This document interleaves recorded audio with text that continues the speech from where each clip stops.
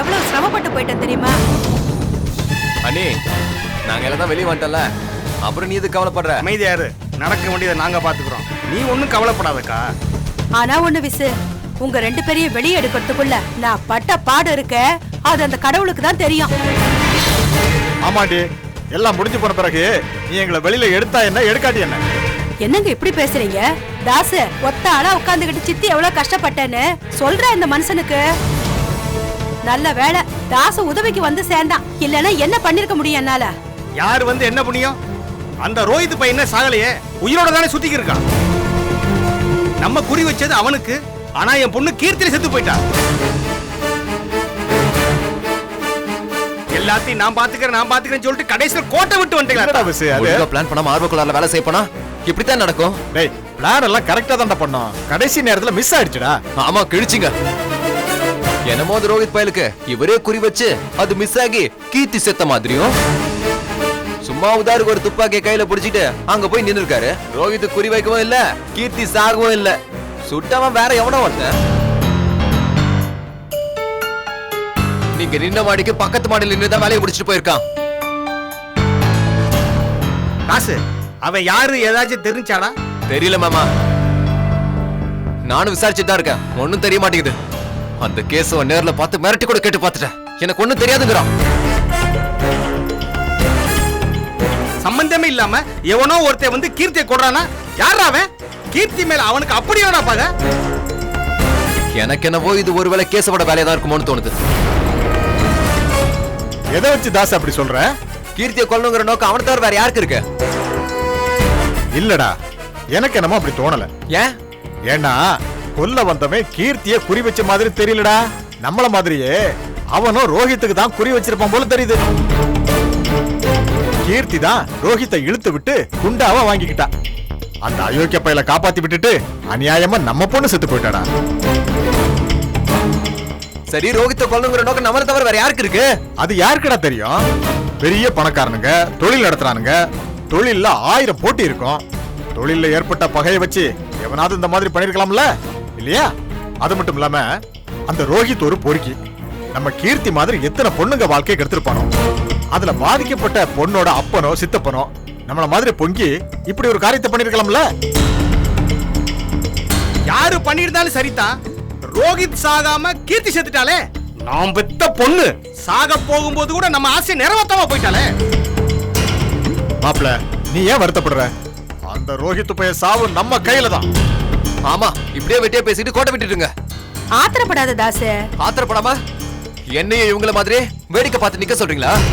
முடியாது சித்தி, கீர்த்தியை கெடுத்து அந்த ரோஹித்தையும் நான் கொல்லுவேன், கீர்த்தியை கொலை பண்ண அந்த கொலைகாரனையும் நான் கொல்லுவேன். ரெண்டுமே சீக்கிரம் நடக்கும் பாருங்க. சபாஸ் மாப்ள, ரோஹித்தையும் என் பொண்ணை கொண்டவனையும் கொல்றோம்டா. கீர்த்தியை கொன்னது இவனுங்க இல்ல, அப்படின்னா வேற யாரு? தாசு, பொறுமையா தான் எல்லாத்தையும் பண்ணணும். அவசரப்பட்டதுனாலதான் இவங்க ரெண்டு பேரும் ஜெயிலுக்கு போயிட்டு ரிமாண்ட்ல வந்திருக்காங்க. என்னங்க என்னங்க இப்படி உட்கார்ந்துருக்கீங்க? கல்யாணம் ஆக வேண்டிய பொண்ணு இவ்வளவு நேரம் ஆகி வீட்டுக்கு வரலன்னா அக்கம் பக்கத்துல இருக்கவங்க எல்லாம் என்ன நினைப்பாங்க? நீ ஏன் தேவையில்லாம கண்டதை நினைச்சு புலம்புற? அப்படி எல்லாம் ஒண்ணும் ஆயிடாது.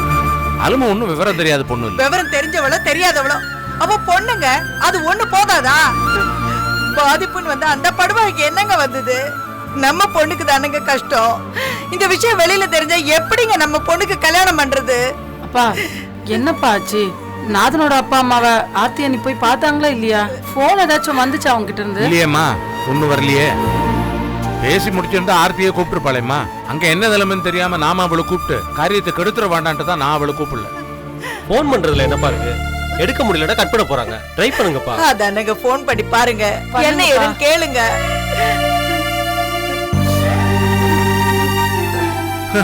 நெட்வொர்க் பிஸின்னு. ஐயோ ஐயோ கடவுளே கடவுளே, என் பொண்ணை பத்தி எந்த விஷயமும் தெரிய மாட்டேங்குது. ஐயா முனியா, என் பொண்ணு அலமுவ பத்திரமா காப்பாத்தி என்கிட்ட சேர்த்துரு சாமி. நான் உன்னைதான் நம்பி இருக்கிறேன். எனக்கு உன்னை விட்ட வேற யாரையா இருக்கிறா முனியா?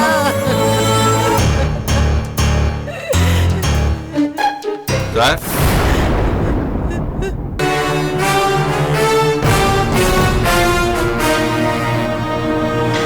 டேய் மகேந்திரா, எங்கடா அந்த பொறுக்கி? உன் ஃப்ரெண்ட் நாதன் எங்க? டேய் துரை விடுறா. ஆத்திரப்படாதீங்க.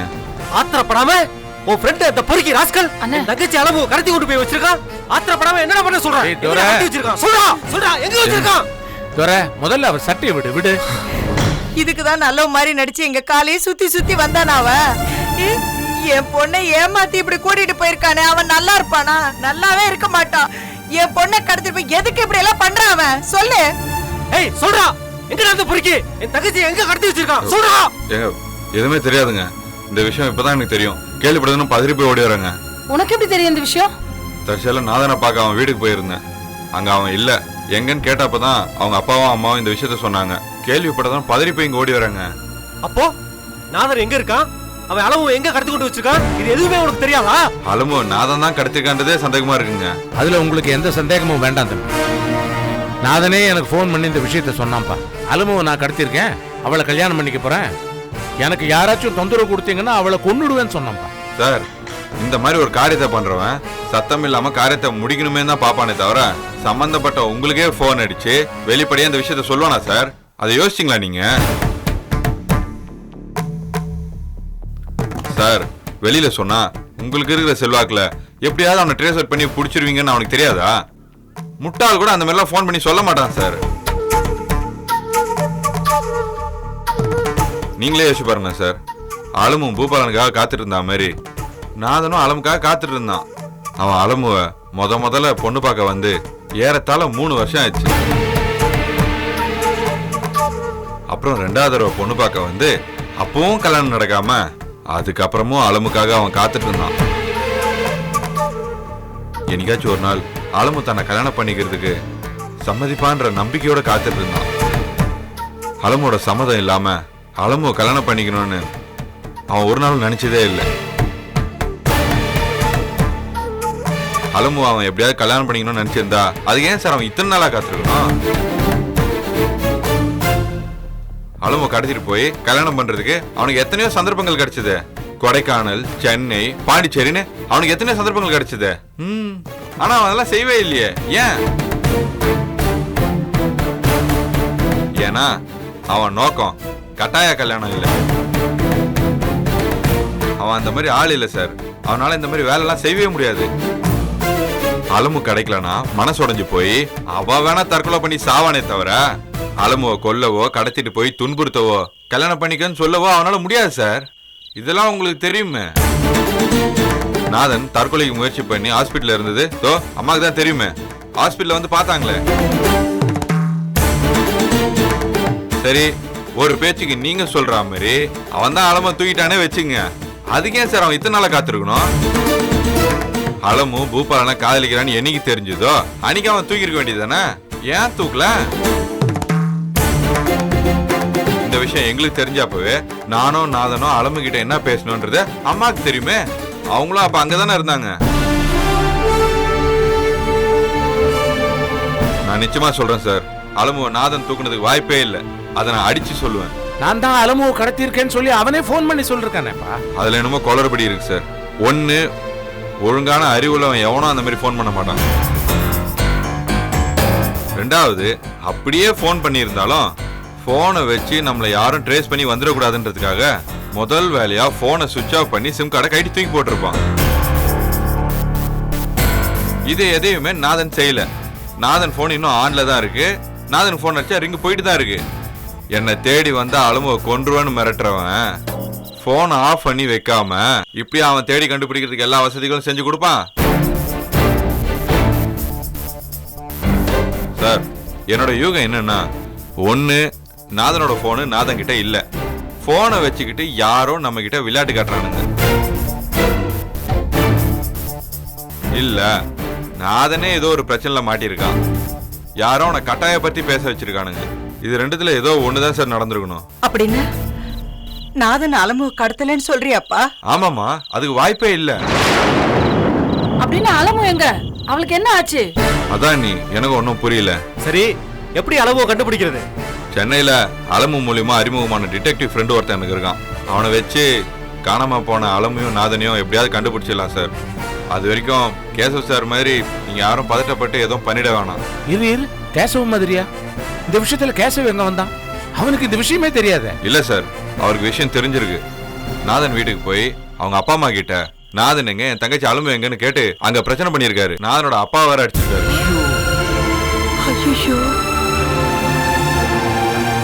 நடந்த விஷயம் என்னன்னு அவங்களுக்கு தெரியாது சார். இவர் போய் சொல்லிதான் அவங்களுக்கு விஷயமே தெரிஞ்சிருக்கு. அவங்க கிட்ட போய் உங்ககிட்ட சொல்லாம எப்படி அலும்பை கடத்திருக்க முடியும்? அலும்பை நாதன் நீங்க ஒளிச்சு வச்சிருக்கான் அது இதுன்னு கேட்டு அவங்கள ரொம்ப கேவலமா பேசி அவங்கள அடிச்சு அசிங்கப்படுத்தி அவங்க ரொம்ப நொந்துட்டாங்க சார். நாதனை கண்டுபிடிச்சு கொடுக்கணும், கேசவ் மேல நடவடிக்கை எடுக்கணும்னு போலீஸ் கிட்ட புகார் கொடுக்க ரெடி ஆயிட்டாங்க. அப்புறம் நான் தான் போலீஸ் கிட்ட எல்லாம் போக வேணாம், அளவு பேர்லாம் டேமேஜ் ஆயிடும் சொல்லி அவங்கள சமாதானப்படுத்திட்டு வந்திருக்கேன் சார். பாத்தீங்களாப்பா, நான் போன ஆத்திரப்பட்டு கையை நீட்டிடுவேன்னு என்ன போக வேண்டாம்னு சொன்னீங்க. இப்ப கடைசியில என்னாச்சு பாத்தீங்களா? அந்த கேசவ முட்டா பைய போவான்னு எனக்கு எப்படி தெரியும்? நான் போக சொன்னது ஆர்த்திய. நான் ஆர்த்தியோட பேசும்போது பக்கத்துல இருந்திருக்கான் போல இருக்கு. விஷயம் தெரிஞ்சு அவளை போக விடாம பண்ணி இவன் போய் எல்லாத்தையும் குட்டிச்சவராக்கிட்டு வந்திருக்கான் மடையன். இருக்கட்டும், எப்படியும் அலமு விஷயமா நான் சென்னை போய் தானே ஆகணும். அப்ப அந்த மடையனை பார்த்து கண்டிக்கிறேன். சரி, நான் கிளம்புறேங்க. நல்லது தம்பி. ஏதோ சொன்னீங்களே டிடெக்டிவ் ஏஜென்சின்னு, கொஞ்சம் சீக்கிரமாவே அவங்கள வச்சு வேலைய ஆரம்பிச்சு. கண்டிப்பா சார். வரேன் நீ வரேன். இவர் சொல்றதை வச்சு பார்க்கும்போது அலமுவ நாதன் கடத்தி இருக்க வாய்ப்பு இல்லைன்னு தோணுது. சரிங்க, நாதனும் கடத்தல. அப்ப அலமு எங்கெங்க போனா? அவளுக்கு என்னங்க ஆச்சு? மாப்பிள்ள வேற அலமு வீட்டுக்கு வந்ததும் எனக்கு போன் பண்ண சொல்லுங்க அத்தேன்னு சொன்னாரு. நடந்த விஷயத்த இனிமேயே மாப்பிள்ளை கிட்ட மறைச்சு வைக்கிறதுல புண்ணியம் இல்ல, சொல்லிடுறதுதான் பெட்டர். அவர் எப்படிங்க இந்த விஷயத்தை எடுத்துப்பாரு? பக்குவமா சொல்லித்தான் ஆகணும், வேற வழி இல்ல.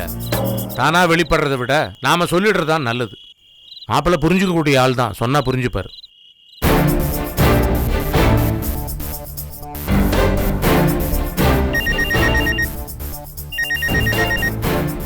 அப்பதான் போன்ல சொல்லுங்க மாமா, அலமு வந்தாச்சா?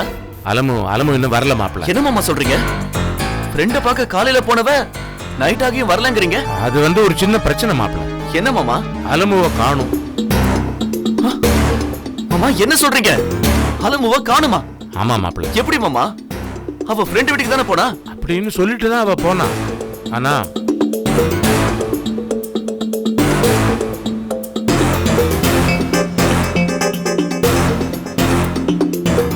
இதான் மாப்பிள்ள நிலவரம். அலமு தேடி கண்டுபிடிக்கிறதுக்கு சில ஏற்பாடுகள்லாம் பண்ணியிருக்கேன். எப்படியும் கண்டுபிடிச்சிருவேன். நீங்க எதையும் யோசிக்க வேண்டாம், இப்படி ஆயிடுச்சேன்னு நினைக்க வேண்டாம். நடந்த விஷயங்க கல்யாணத்தை பாதிச்சிடக்கூடாதுங்கிறதா என் கவலை. மாமா, அலமுவ காணுமேங்கிற வருத்தம் ஒரு பக்கம், அவ எந்த ஆபத்தும் இல்லாம கிடைக்கணுமேங்கிற கவலை இன்னொரு பக்கம். இதெல்லாம் இருந்தாலும் நடந்த விஷயத்துக்காக நான் அலமுவ தப்பாவே நினைக்க மாட்டேன். நடக்க வேண்டிய கல்யாணத்தை நிறுத்தவும் மாட்டேன். அதை பத்தி நீங்க கவலையப்பட வேண்டாம். ரொம்ப தேங்க்ஸ் மாப்பிள்ள. ஆனா ஒண்ணு மாமா, நடந்தது எதுவும் எங்க அம்மாவுக்கும் அக்காவுக்கும் தெரியாம பாத்துக்க வேண்டியது உங்க பொறுப்பு. அவங்களுக்கு தெரிஞ்சிடுச்சுன்னா பெரிய பிரச்சனை பண்ணிடுவாங்க. அவங்க சமாதானப்படுத்துறது பெரிய கஷ்டமாய் போயிடும். இல்ல மாப்பிள்ள, நாங்க யாரும் இத பத்தி அவங்க கிட்ட மூச்சு கூட விட மாட்டோம். அவங்க கிட்ட மட்டும் இல்ல, யார்கிட்டயும் மூச்சு விடாம இருக்கிறதா நல்லது. இல்லனா தேவையில்லாம அலமுக்கு தான் கெட்ட பேரு. இல்ல, இது நம்ம ஃபேமிலியை தாண்டி வெளியே யாருக்கும் இந்த விஷயம் தெரியாது. சரிங்க மாமா, அலமுவை கண்டுபிடிக்கிறதுக்கு உங்களால ஆன முயற்சியை நீங்க பண்ணுங்க. என்னால ஆனதை நான் பண்றேன். எப்படியாச்சும் அலமு நல்லபடியா திரும்பி வரணும், அதுதான் என்னோட நோக்கம். சரிங்க மாப்பிள்ள. அலமுவை காணணும்னு ஆத்திரப்படாம விஷயத்தை புரிஞ்சுக்கிட்டு பேசுறீங்களே, ரொம்ப நன்றி மாப்பிள்ள. என்ன மாமா நீங்க? உங்களுக்கு இருக்கிற பதட்டம் தானே எனக்கும் இருக்கும். சரிங்க மாப்பிள்ள, நான் வச்சிடுறேன். ஏதாச்சும் தகவல் இருந்தா சொல்றேன். சரிங்க மாமா, வச்சிடுறேன்.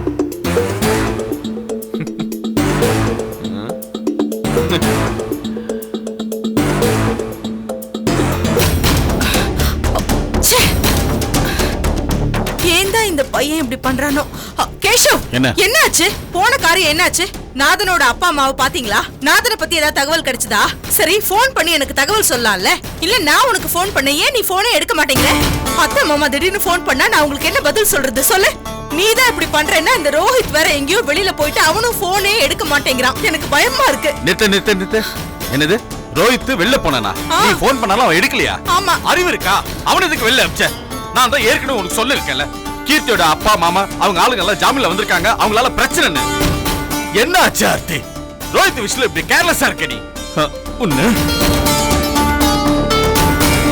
டேய் ரோஹித், எங்கடா போன? நிலைமை நல்லா இல்லைன்னு உனக்கு தெரியல.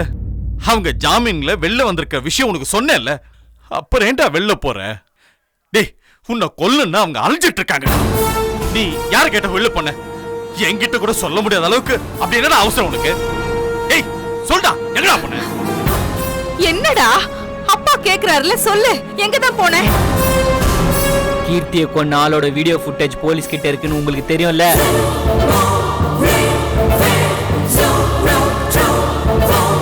அப்படி ஒரு விஷயம் இருக்குன்னு ஏன் நீங்களே என்கிட்ட சொல்லல? நான் சொல்லுங்கன்னு தான் சொன்னேன், ஆனா இவர்தான். நான் தான் வேண்டான்னு சொன்னேன். ஏன்? ஏன்னா கீர்த்தியை கொன்னவன நீ கொல்லணும்னு துடிச்சிட்டு இருந்த. அது உன்கிட்ட காட்டினா வீண் பிரச்சனை வரும் தான். மறைச்சிட்டீங்கல்ல? சரி டாட், யார் அவன்? அந்த ஃபுட்டேஜ்ல வர உருவம் யாரோடது? அது எனக்கு எப்படியா தெரியும்? என்னமோ நான் ஆள வச்ச மாதிரி என்ன போய் கேக்குற? தம்பி, அந்த ஆளு யாருங்கிறதுல உனக்கு என்ன சந்தேகம்? கண்டிப்பா அது கீர்த்தியோட ஜாதிக்காரங்களா தான் இருக்க முடியும். என்ன சொல்றீங்க? ஆமா, அவங்க தவிர வேற யாரும் செய்யறதுக்கு வாய்ப்பு இல்லையே. இல்ல, இந்த கொலை அவனுங்க செய்யல. என்னடா சொல்ற? கீர்த்தியை கொன்னது கீர்த்தியோட ஜாதிகாரங்களே இல்ல, வேற யாரோ. அது எப்படி உனக்கு தெரியும்? இப்ப நான் கீர்த்தி வீட்டுக்கு போயிட்டு தான் வரேன். ஐயோ, நீ ஏன்டா அங்க போன? கீர்த்தியை கொன்னவன பழி வாங்கறதுக்காக போனேன். கீர்த்தியை கொன்னவன், கொல்ல சொன்னவன் எல்லா அயோக்கிய தலையக நுங்கு சீவர மாதிரி சீவில தான் போனேன். ஆனா கீர்த்தியை கொன்னவனுங்க அவனுக்கு இல்ல.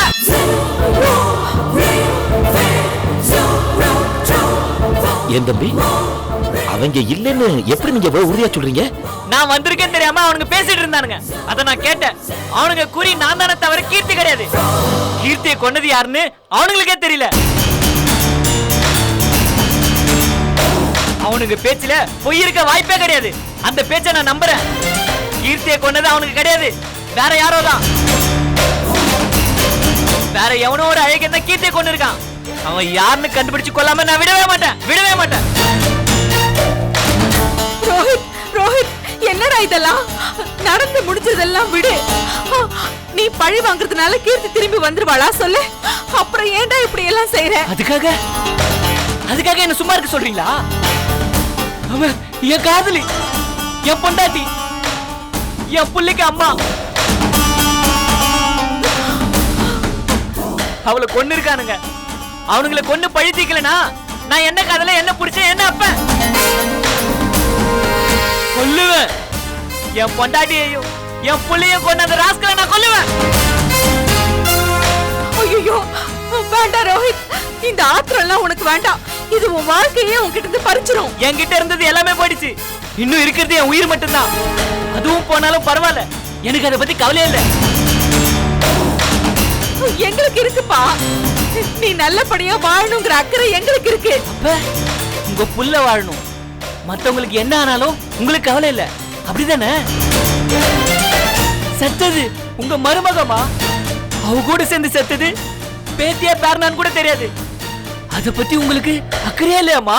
டேய் ரோஹித், ஏன்டா இப்படி எல்லாம் பேசுற? நான் அடங்க போறது இல்லம்மா. கீர்த்தியை கொன்னவனை தேடி கண்டுபிடிச்சு கொல்ற வரைக்கும் நான் அடங்கவே போறது இல்ல. டாட் சொல்லுங்க, கீர்த்தியை கொண்டது அவங்க ஜாதிக்காரங்க இல்லனா வேற யாரு? அந்த ஃபுட்டேஜ்ல இருக்க ஒருவன் யாருது? சொல்லுங்க டாட், சொல்லுங்க.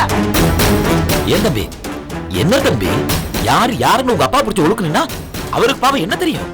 ஒன்னே மாதிரி தான் தம்பி அவரும். பாவம் எவ்வளவு நொந்து போயிருக்காரு தெரியுமா? நான் உனக்கு சொல்லட்டுமா தம்பி, கீர்த்தியை கொண்டது அவங்க ஜாதிக்காரங்க தான்.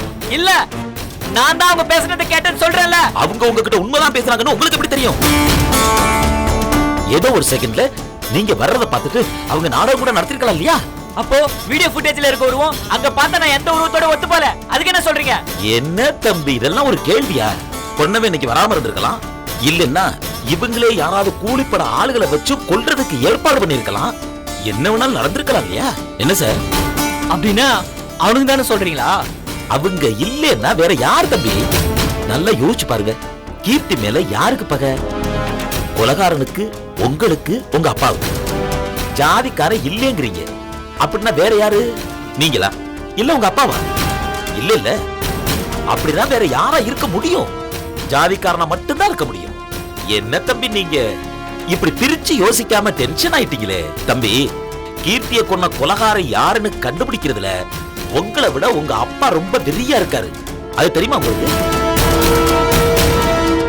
இதுக்காக தனியா ஒரு ஆட்கள் கூட்டமே ஏற்பாடு பண்ணி அந்த கொலகாரனை தேட சொல்லி அவங்க கேக்குறப்பெல்லாம் பணம் கொடுத்து அதுக்காக கம்பெனி காசை எடுத்து செலவு பண்ணிட்டாருன்னு உங்க தாத்தாவே இங்க வந்து உங்க அப்பாவை சத்தம் போட்டிருக்காரு. அது தெரியுமா உங்களுக்கு? இதெல்லாம் தெரியாம யாரு யாருன்னு இவரை வந்து கேட்டுருக்கீங்க. யாருன்னு தெரிஞ்சா இவரை இங்கே இருந்திருப்பாரு. இந்நேரம் வேற இடத்துல இருந்திருப்பாரு. இல்ல கொலகாரனை தேடி அவன் இருக்கிற இடத்துக்கு போயிருப்பீங்கன்னு சொல்ல வந்தேன். ஆமா ரோஹித், கீர்த்தி கொலைக்கு அப்புறம் உங்க அப்பா ஒரு மாதிரி எக்ஸென்ட்ரிக்காவே ஆயிட்டாரு. திடீர்னு தூக்கத்துல எந்திரிச்சு கத்துறாரு. ஸ்லீப்பிங் டேப்லெட் இல்லாம தூங்கவே மாட்டேங்கிறாரு தெரியுமா? என்ன டாடி இது? ஆமா ரோஹித், எல்லாமே உனக்கு நல்லது நடக்கணுங்கிறதுக்காக தான். அதை விட என் கஷ்டம் என்னோட போகட்டும். அது உனக்கு வர வேண்டாம். டேய், அவங்களோட திட்டம் உன்னை கொல்றதுதான். இனிமேலாவது ரொம்ப ஜாகிரதையா இருக்கணும்டா, புரியுதா? பழி வாங்குற அது இதுன்னு மடத்தனமா வீட்டை விட்டு வெளில போற வேலை வச்சுக்காதடா, சரியா? ஆர்த்தி, இவனை கூட்டிட்டு போ. வா.